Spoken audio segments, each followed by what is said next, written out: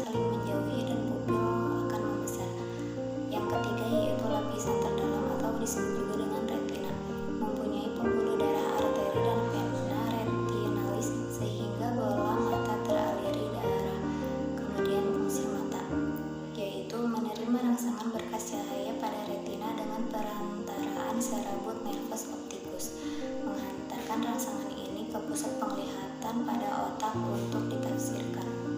Bagian-bagian mata dan fungsinya.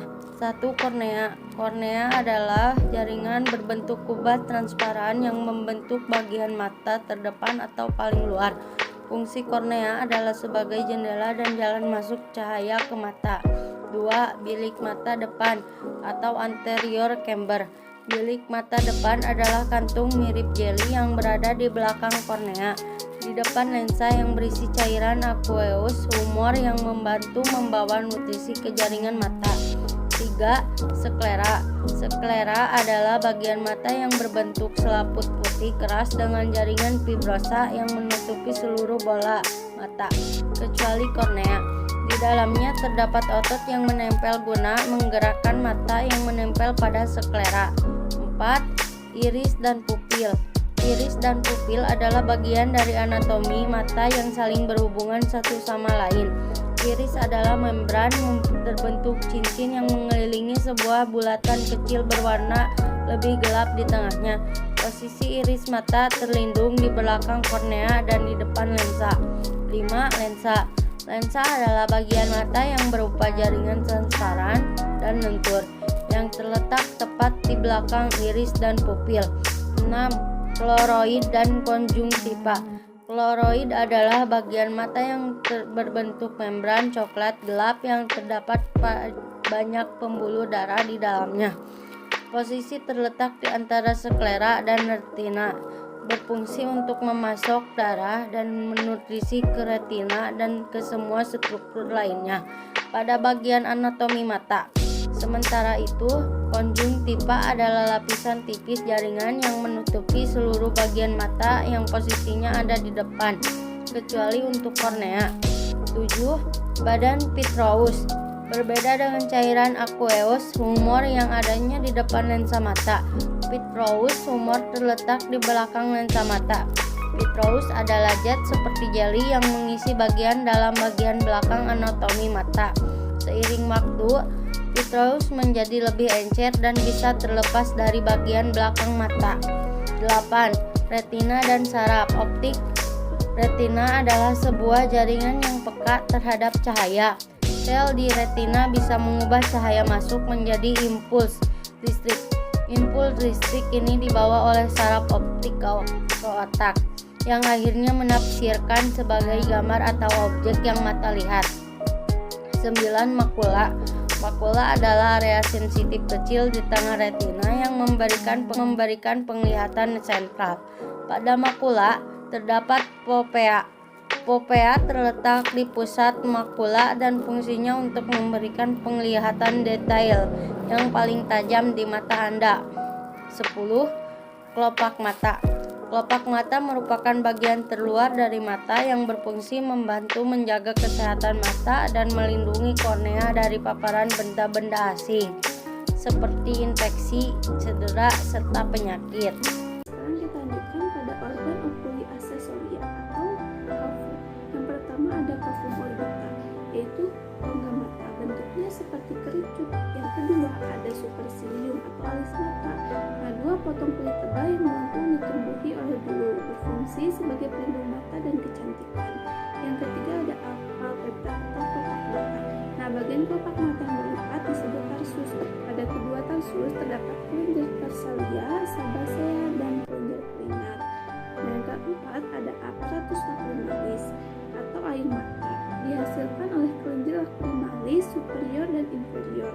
Nah, proses terjadinya itu melalui ductus excretorius lacrimalis masuk ke dalam sakus konjungtiva melalui bagian depan bola mata, terus ke sudut tengah bola mata ke dalam kanalis lacrimalis mengalir ke ductus nasolacrimalis, terus meatus nasalis inferior. Nah, yang kelima ada konjungtiva atau selaput bening halus yang melapisi permukaan dalam kelopak mata dan kemudian membalik keluar pada bagian depan bola mata atau konjungtiva bulbi atau okuler. Nah, yang keenam ada musculus oculi atau otot mata. Nah, terdapat 6 otot mata yang melekat, di antaranya ada musculus levator palpebralis superior inferior, fungsinya untuk mengangkat kelopak mata. Yang kedua ada musculus orbicularis oculi, fungsinya untuk menutup mata. Yang ketiga ada musculus rectus oculi inferior, fungsinya untuk menutup mata. Yang ketiga ada musculus rectus oculi medial, fungsinya untuk menggerakkan mata dalam atau bola mata. Yang keempat ada musculus obliquus oculi inferior, fungsinya untuk menggerakkan bola mata ke bawah dan ke dalam.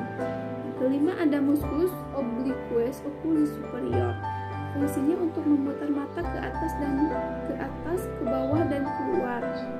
Nah, pada strabismus atau juling itu disebabkan tidak seimbangnya atau paralisis kelumpuhan fungsi dari salah satu otot mata. Refraksi mata. Cahaya jatuh di atas mata, bayangan letaknya difokuskan pada retina, menembus dan diubah kornea, lensa badan aqueous dan vitreous, membiaskan dan memfokuskan bayangan pada retina bersatu menangkap sebuah titik bayangan yang difokuskan. Untuk dapat melihat benda, stimulus berupa cahaya harus jatuh di reseptor penerima yang selanjutnya diteruskan ke pusat penglihatan corpea centralis dan diperlukan ketajaman visus penglihatan. Visus sangat dipengaruhi sifat visus mata, besarnya pupil, komposisi cahaya, mekanisme akomodasi, elastisitas otot, dan faktor stimulus, maka semakin kecil minimum separabelnya. Bila seseorang mengalami rabun jauh dan juga rabun dekat secara bersamaan, astigmatisma, maka dapat diperbaiki dengan kacamata jenis silindris yang berfungsi untuk mengatasi kedua rabun tersebut. Cara kerja mata. Pertama-tama, cara kerja mata, cahaya akan masuk melewati kornea. Setelah itu kornea akan mengatur memasuknya cahaya ke mata Anda. Cahaya selanjutnya akan melewati pupil selanjutnya. Sebelum itu iris mata akan bertugas mengatur banyak sedikitnya cahaya yang masuk ke pupil.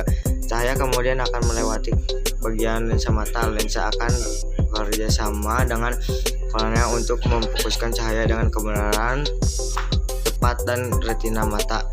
Ketika mengenai retina, sel tersebut menjadi sinyal untuk dikirim ke otak melalui sel-sel optik. Sinyal menjadi gambar yang bisa Anda lihat. Kelainan pada mata. 1. Rabun jauh. Rabun jauh itu miopia. Miopia adalah kondisi ketika mata ditampak samar melihat oleh benda jarak jauh. 2. Rabun dekat. Rabun dekat yaitu ketika mata tampak samar melihat objek dari jarak dekat. Umumnya disebabkan faktor genetik dari orang tua yang menderita rabun dekat. 3. Rabun senja. Rabun senja adalah kehilangan mata yang terjadi saat seorang tidak bisa melihat tempat dengan percayaan buruk, tempat gelap apapun malam hari. 4. Antigenisme merupakan kelainan mata yang disebabkan oleh kelengkungan kornea atau lensa yang tidak sempurna atau tidak rata. 5. Buta warna. Buta warna yang mengalami buta yang tidak dapat melihat warna tertentu atau tidak mampu membedakan satu warna dengan warna yang lain, biasanya merah dan hijau. 6. Glaukoma. Glaukoma adalah penyakit gangguan pada syaraf yang peningkatan akibat peningkatan terdekat dengan bola mata. 7. Konjungsi merupakan sebut pingaya atau kelainan mata yang terjadi ketika peradangan pada konjungsi selaput tipis yang melapisi bola mata yang kelopak mata bagian dalam. 8. Katarak. Katarak merupakan kelainan mata yang terjadi akibat penumpukan protein pada lensa mata sehingga menjadikan penglihatan samar. Sejenis katarak yang paling sering terjadi adalah katarak nuklir.